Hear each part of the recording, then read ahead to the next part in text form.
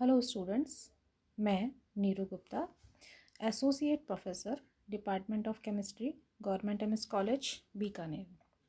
Students, BSc part 1 की इस class में आज आपका स्वागत है।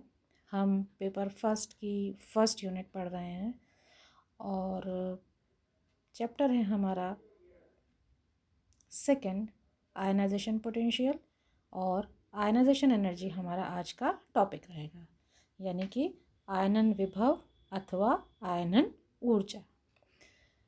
आयनाइजेशन पोटेंशियल या आयनन विभव, जैसा मैं आपसे हर लेक्चर की शुरुआत में कहती हूँ, ये वो टॉपिक हैं जो आपने 12th में बहुत अच्छे से पढ़े हैं।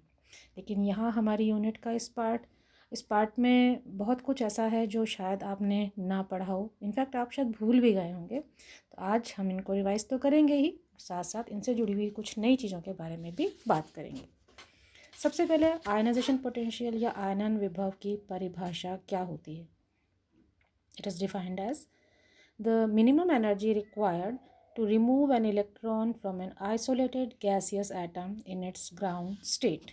यानी कि आयनन ऊर्जा किसी विलगित गैसीय परमाणु से उसकी निम्नतम ऊर्जा अवस्था से एक ढीले इलेक्ट्रॉन को पूर्ण रूप से हटाने के लिए आवश्यक ऊर्जा को उस तत्व की आयनन ऊर्जा या आयनन विभव कहते हैं। It is expressed in electron volt. इसे इलेक्ट्रॉन वोल्ट से प्रदर्शित किया जाता है। इसकी इकाई किलो जूल पर मोल में होती है। And it is denoted by IP. Short में हम इसे आईपी यानी कि आयनाइजेशन पोटेंशियल या आईई, आयनाइजेशन एनर्जी अर्थात आयनीकरण ऊर्जा से भी प्रदर्शित करते हैं। इक्वेशन में आपको ये चीज़ क्लियर हो जाएगी। एम एक एटम है, गैसियस स्टेट में है। वो जब आयनिक अवस्था में आएगा तो जो ई माइनस क्यू है, एक इलेक्ट्रॉन के निकलने के बाद जो माइनस क्यू है, वो उसकी आयनीकरण ऊर्जा है या आयनाइजेशन पोटेंशियल है। तो हम इसे दूसरी इक्वेशन जो हमने लिखी है उस रूप में लिखकर आसानी से समझ पाएंगे कि एक गैसियस एटम को अगर कुछ ऊर्जा देके उसको आयनीकृत किया जा सके या उसमें से एक इलेक्ट्रॉन को निकाला जा सके तो वो ऊर्जा उसकी आयनीकरण ऊर्जा या आयनन विभव के बराबर होगी। अब यदि किसी उदासीन गैसीय परमाणु से एक इलेक्ट्रॉन हटाया जाए तो उसे हम उसकी प्रथम आयनन विभव या आयनन ऊर्जा कहेंगे। अब एक इलेक्ट्रॉन के हटाने के पश्चात जब दूसरा इलेक्ट्रॉन को हटाएंगे तो वो धनायन से इलेक्ट्रॉन निकलेगा और उसके लिए हमें अधिक ऊर्जा देनी पड़ेगी, क्योंकि उदासीन परमाणु की तुलना में धनावेशित आयन का बाह्यतम इलेक्ट्रॉन पर नाभिक का आकर्षण बल ज़्यादा होता है। इस प्रकार अगर हम तीसरे, चौथे और पांचवें इलेक्ट्रॉन को हटाने के लिए ऊर्जा का मान देखें तो ये ऊर्जा क्रमबद्ध रूप से धीरे धीरे ग्रेजुअली बढ़ती जाएगी। तो हम इनके आयनन विभव की अगर वैल्यूज़ की बात करें तो हम किस तरह से लिख सकते हैं। IP3 सबसे ज़्यादा होगी, IP2 उससे कम होगी, IP1 उससे भी कम होगी। तो इस तरह से ये वैल्यूज़ धीरे धीरे करके IP1 से IP2, IP3, IP4 में बढ़ती चली जाएंगी। तो हम कह सकते हैं कि किसी भी परमाणु के लिए उसकी सेकेंड IP का मान हमेशा फर्स्ट IP या प्रथम आयनीकरण विभव से ज़्यादा होगा। ये चीज़ हम इस इक्वेशन में लिख रहे हैं और ये क्लियर भी हो गई है। अब हम बात करते हैं कि ऐसे कौन कौन से कारक हैं जो आयनन विभव को प्रभावित करते हैं। कुछ महत्वपूर्ण कारकों की हम बात करेंगे, जिसमें सबसे पहला है आयनन एटॉमिक रेडियाई यानी कि परमाणुवीय त्रिज्या। हम इसे एक लाइन में कहें तो आयनन विभव परमाणुवीय आकार या एटॉमिक रेडियस के व्युत्क्रमानुपाती होता है, क्योंकि जब परमाणु का आकार बढ़ता है तो इलेक्ट्रॉन पर नाभिक का आकर्षण बल कम होता जाता है। अर्थात हम ये कह सकते हैं कि उसमें से उसके इलेक्ट्रॉन को बाह्यतम कोश से अलग करने के लिए अपेक्षाकृत कम ऊर्जा की ज़रूरत होगी। तो इसी के आधार पर ये कहा जा सकता है कि जब हम एक वर्ग में ऊपर से नीचे आते हैं तो एटॉमिक रेडियाई या परमाणुवीय त्रिज्या बढ़ती है तो IP का मान घटता है, और इसके विपरीत जब हम पीरियोडिक टेबल में बाएं से दाएं जाते हैं तो चूंकि एटॉमिक रेडियाई या परमाणुवीय त्रिज्या घटती है तो IP या आयनीकरण विभव का मान बढ़ता जाता है। दूसरी हम बात करेंगे प्रभावी नाभिकीय आवेश की। आयनन विभव का मान प्रभावी नाभिकीय आवेश में वृद्धि के साथ बढ़ता जाता है, क्योंकि न्यूक्लियर चार्ज या नाभिकीय आवेश बढ़ने पर संयोजी इलेक्ट्रॉन्स पर हम कहें तो नाभिक का आकर्षण बल बढ़ जाता है, जिससे इलेक्ट्रॉन को निकालने के लिए ज़्यादा ऊर्जा की ज़रूरत होती है। तो हम ये भी कह सकते हैं कि IP is directly proportional to effective nuclear charge या प्रभावी नाभिकीय आवेश के समानुपाती होता है। तीसरा हम फैक्टर जो बात करेंगे वो है शील्डिंग इफेक्ट या परिरक्षण प्रभाव। हम जानते हैं कि संयोजी कोश या वैलेंस शेल के अंदर से जो स्थित कोश होता है उसमें इलेक्ट्रॉन्स द्वारा संयोजी कोश या वैलेंस इलेक्ट्रॉन पर लगाया गया प्रतिकर्षण बल उसका शील्डिंग इफेक्ट या स्क्रीनिंग इफेक्ट या परिरक्षण प्रभाव कहलाता है। परिरक्षण प्रभाव अधिक होगा तो नाभिकीय बल में कमी आएगी, जिससे बाह्यतम कोश के इलेक्ट्रॉन को अलग करने के लिए कम ऊर्जा की आवश्यकता होगी। तो इससे आयनन विभव या IP के मान में कमी आती है। तो हम ये कह सकते हैं कि आयनन विभव is inversely proportional to its shielding effect, अर्थात आयनीकरण विभव का मान परिरक्षण प्रभाव के व्युत्क्रमानुपाती होता है। परिरक्षण प्रभाव ज़्यादा होगा तो आयनन विभव का मान कम होगा। उसके बाद हम बात करेंगे भेदन प्रभाव या पेनिट्रेशन ऑफ ऑर्बिटल्स।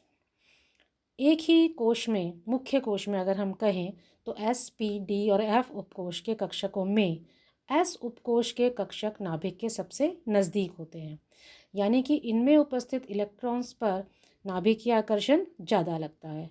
तो सभी कारक अगर समान हो तो आयनन विभव का मान हम N कोश के लिए जो भरेंगे या जानेंगे वो S सबसे ज़्यादा, P उससे कम, D उससे कम और F उससे भी कम होगा।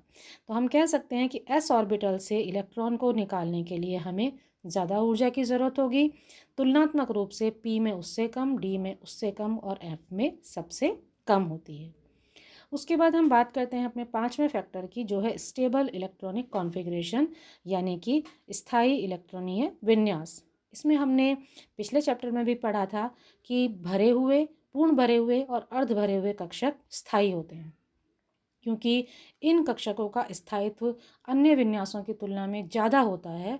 तो इनमें से अगर इलेक्ट्रॉन को निकालना होगा तो ज़्यादा IP या ऊर्जा की आवश्यकता होगी, जो कि कम स्थायी विन्यास वाले तत्वों के परमाणुओं से इलेक्ट्रॉन को निकालने के लिए ऊर्जा से अधिक होती है। तो इस तरह से ये 5 फैक्टर, परमाणुवीय आकार या परमाणुवीय त्रिज्या, नाभिकीय आवेश, परिरक्षण प्रभाव, भेदन प्रभाव या पेनिट्रेशन पावर और स्टेबल इलेक्ट्रॉनिक कॉन्फ़िगरेशन, ये वो मुख्य कारक हैं जो आयनन विभव को प्रभावित करते हैं या उसके मान को प्रभावित करते हैं। अब हम पीरियोडिसिटी या आवर्तिता की बात करते हैं। सबसे पहले हम बात करेंगे वेरिएशन इन अ पीरियड, यानी कि एक आवर्त की आवर्तिता। तो अगर हम आवर्त में आवर्तिता देखें तो हम ये कह सकते हैं कि बाएं से दाएं जाने पर एक आवर्त में आयनन विभव के मान में वृद्धि होती है या वो बढ़ता है, क्योंकि परमाणुवीय आकार में कमी होती है और नाभिकीय आवेश बढ़ता जाता है। इस कारण से आवर्तिता में या एक आवर्त में परमाणुवीय आयनीकरण विभव का मान बढ़ता जाता है। यहाँ कुछ एक्सेप्शंस होंगे जो उनके बारे में भी हम बाद में बात करेंगे। अब हम बात करते हैं वेरिएशन इन अ ग्रुप, अर्थात एक वर्ग में आवर्तिता। सामान्यतः अगर हम देखें तो वर्ग में ऊपर से नीचे जाने पर तत्वों के आयनन विभव में कमी आती है, क्योंकि हम ये कह सकते हैं कि जब हम ग्रुप में ऊपर से नीचे आते हैं तो रेडियाई और शील्डिंग इफेक्ट या स्क्रीनिंग इफेक्ट बढ़ता है, जिससे एडिशनली एक एक्स्ट्रा शेल बढ़ने के कारण जो नाभिक का बाह्यतम कोश के इलेक्ट्रॉन्स पर आकर्षण है वो धीरे धीरे कम होता है और इस कारण से इलेक्ट्रॉन्स को निकालने के लिए कम ऊर्जा देनी पड़ती है। अब हम कुछ एक्सेप्शंस की बात कर लेते हैं। एक्सेप्शंस क्या हैं? ऐसे क्या अपवाद हैं जो आयनीकरण विभव की पीरियोडिसिटी से अलग जाते हैं? कुछ एक्सेप्शंस हमने यहाँ पर पॉइंट्स में लिखे हैं कि बोरोन का IP या आयनीकरण विभव बेरिलियम की तुलना में कम होता है।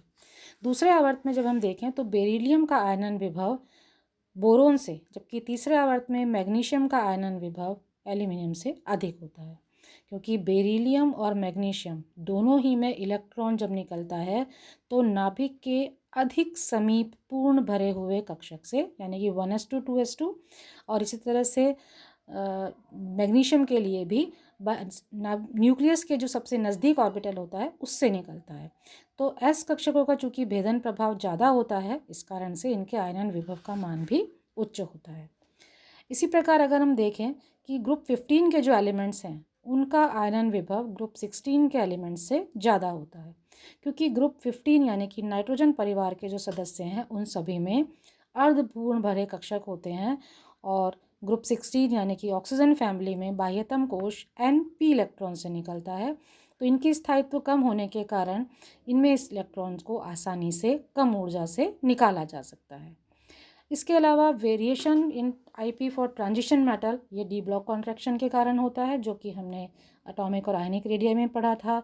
और कुछ वेरिएशन जो हमें लेंथेनाइट से मिलते हैं वो लेंथेनाइट कॉन्ट्रैक्शन या लेंथेनाइट संकुचन के कारण होते हैं, ये भी हम एटॉमिक रेडिया और आयनिक रेडिया में पढ़ चुके हैं। तो इस तरह से हम आयनीकरण विभव का एक संक्षिप्त विवरण हमने इस चैप्टर में लिया, जिसमें आयनीकरण विभव क्या होता है, कैसे उसकी वैल्यू को हम ग्रेजुअली इंक्रीज या डिक्रीज लो एक ऑर्डर में देखते हैं, कौन कौन से कारक हैं जो आयनीकरण विभव को प्रभावित करते हैं, तथा इसकी वर्ग और आवर्त में किस तरह से आवर्तिता और कुछ अपवाद क्या हैं। तो आज के इस लेक्चर में आयनीकरण विभव की एक सामान्य जानकारी आपको मिली है। इसके अलावा जो आपके इस चैप्टर में और लेसन हैं उसमें इसी आवर्तिता के बारे में हम अलग अलग प्रॉपर्टीज़ को आगे कंसीडर करेंगे। आई होप कि आपको इस लेक्चर में जो चीज़ें हमने पढ़ी, जो हमने बताई, वो आपको अच्छे से समझ में आई होंगी। स्टूडेंट्स, आप इन PDF को पुनः एक बार पढ़ें और इस लेक्चर को दोबारा सुनें तो आपको आसानी से ये याद हो जाएगा। तो अगले लेक्चर में मिलते हैं, तब तक के लिए आप सभी का धन्यवाद।